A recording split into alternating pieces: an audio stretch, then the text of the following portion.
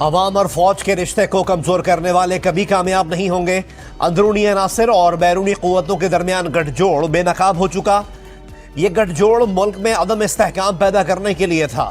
Army chief general Syed Asim Munir کا کوئٹہ گیریجن کے دورے پر کمانڈ اینڈ اسٹاف کالج کے آفیسرز سے خطاب۔ 9 مئی کو جناح ہاؤس اور عسکری ٹاور میں جلاؤ گھیراؤ کا کیس، جے آئی ٹی نے تحقیقات کے لیے عمران خان کو آج سپہر 4 بجے طلب کر لیا۔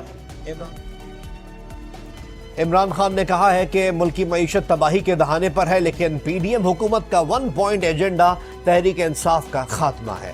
بی بی سی کو انٹرویو میں کہا، پارٹی چھوڑ کر جانے والوں کے عہدوں پر نئی تقرریاں کریں گے، خدشہ ہے پارٹی کے نئے عہدیداروں کو حراست میں لے لیا جائے گا۔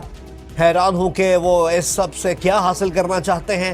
بات چیت کرنا چاہتا ہوں تاکہ معلوم ہو سکے یہ سوچ کیا رہے ہیں۔ مجھے قائل کر لیں یہ سب پاکستان کے لیے درست ہیں تو متفق ہو جاؤں گا۔ ماضی میں 184(3) کے تحت نااہل ہونے والوں کو اپیل کا حق مل گیا۔ Supreme Court review of judgments and order act کے نفاذ کا گزٹ نوٹیفیکیشن جاری۔ 184(3) کے فیصلوں سے ماضی میں متاثر ہونے والے 25 جولائی تک یعنی 60 دن کے اندر اندر اپیل دائر کر سکیں گے۔ نئے قانون کے تحت فیصلوں پر اپیل لارجر بینچ سنے گا۔ قانون جمعے سے نافذ العمل ہو چکا ہے۔ وفاقی وزیر داخلہ رانا ثناء اللہ نے کہا ہے کہ نواز شریف کی تاحیات نااہلی اور پارٹی کی صدارت سے ہٹانے کے خلاف نظر ثانی درخواست دائر کی جائے گی۔ Chief justice of Pakistan justice Umar Ata Bandial سے درخواست کریں گے کہ وہ اس کو نہ سنیں۔ مزید کہا کہ نواز شریف کا پاکستان آنا ان کی صحت اور الیکشن سے مشروط ہے۔ انتخابات انشاءاللہ اکتوبر میں ہوں گے۔ بھارتی پارلیمنٹ کی نئی عمارت کے افتتاح پر سورہ رحمان کی تلاوت بھی کی گئی۔ حاضرین کے ساتھ مودی بھی تلاوت سنتے رہے۔ وزیر اعظم مودی کی جانب سے عمارت کی افتتاحی تقریب میں ہندوؤں کے علاوہ مسیحی، سکھ، پارسی، بدھ مت، جین سمیت دیگر مذاہب کے رہنماؤں نے بھی دعائیں کرائیں۔ سورہ رحمان کی تلاوت کا تذکرہ بطور خاص پاکستان اور بھارت کے سوشل میڈیا پر کیا جا رہا ہے۔ تلاوت کو کچھ سوشل میڈیا صارفین نے بھارت کی مضبوط جمہوریت کی علامت قرار دیا تو کچھ نے کہا کہ ایک جانب تو مودی تمام مذاہب کی دعا کروا رہے ہیں اور دوسری جانب ہندو راشٹریہ کے لیے راستہ ہموار کر رہے ہیں۔ جیکب آباد، لاڑکانہ اور تھر پارکر سمیت سندھ، بلوچستان اور خیبر پختونخوا کے مختلف علاقوں میں بارش۔ تھر پارکر میں آسمانی بجلی گرنے سے 6 افراد جاں بحق اور 2 افراد زخمی ہو گئے۔ 100 سے زائد افراد میلے میں شرکت کے لیے پیدل جا رہے تھے۔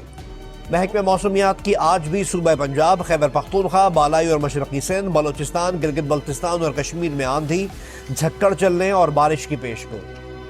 سپریم کورٹ نے آڈیو لیکس کمیشن ختم نہیں کیا۔ اعتراض یہ ہے کہ چیف جسٹس سے کیوں نہیں پوچھا؟ پوچھتے تو وہ خود تھوڑا کمیشن میں بیٹھتے، کسی اور کو ہی نامزد کرتے۔ Chief justice of Pakistan justice Umar Ata Bandial کا اٹارنی جنرل سے مکالمہ۔ کہا میمو گیٹ، ایبٹ آباد اور سلیم شہزاد کمیشن سمیت سارے کمیشن ماضی میں چیف جسٹس سے پوچھ کر ہی بنے، اس روایت کو کیوں توڑا؟ حکومت نے عمران خان کو پاکستان سے باہر جانے سے روکنے کا پکا بندوبست کر لیا۔ پہلے نام نو فلائی لسٹ میں تھا، اب ایگزٹ کنٹرول لسٹ میں بھی ڈال دیا گیا۔ عمران خان کی اہلیہ بشرا بی بی کا نام بھی ای سی ایل پر ڈالنے کا فیصلہ۔ عمران خان ایک بیان میں کہہ چکے ہیں کہ وہ اس حکومتی اقدام کا خیر مقدم کرتے ہیں، وہ پاکستان سے جانا ہی نہیں چاہتے۔ آذربائیجان میں باکو انرجی فورم 1 سے 3 جون تک جاری رہے گا۔ پاکستان کی نمائندگی وزیر مملکت برائے پیٹرولیم مصدق ملک کریں گے۔ مصدق ملک نے کہا کہ آذربائیجان سے ہر مہینے ایل این جی کارگو منگوانے کے منصوبے پر بات ہوگی۔ مجوزہ منصوبے کے تحت آذربائیجان ہر مہینے کم قیمت پر ایل این جی کارگو دینے کا پابند ہوگا۔ یہ وزیر اعظم شہباز شریف کا ترکی کے صدر رجب طیب ایردوان کو فون، دوبارہ صدر منتخب ہونے پر مبارکباد، نیک تمناؤں کا اظہار۔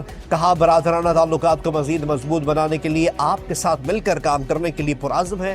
Chairman I C C Greg باکلے اور چیف ایگزیکٹو جیف الاڈس لاہور پہنچ گئے۔ گریگ باکلے آج پی سی بی کے چیئرمین اور دیگر شخصیات سے ملاقاتیں کریں گے۔ پاکستان بھارت کے ایشیا کپ نہ کھیلنے پر اپنے تحفظات کا اظہار کرے۔ 34ویں نیشنل گیمز کی اختتامی تقریب آج ہوگی۔ صدر مملکت کی شرکت متوقع۔ اور T20 بلاسٹ میں پاکستانی کھلاڑیوں کی نمایاں پرفارمنسز۔ اسامہ میر نے 15 گیندوں پر 32 رنز بنائے، پھر 33 رنز دے کر 2 وکٹیں بھی حاصل کی۔ لیسٹر شائر کے نسیم شاہ نے 32 رنز دے کر 2 کھلاڑیوں کو آؤٹ کیا۔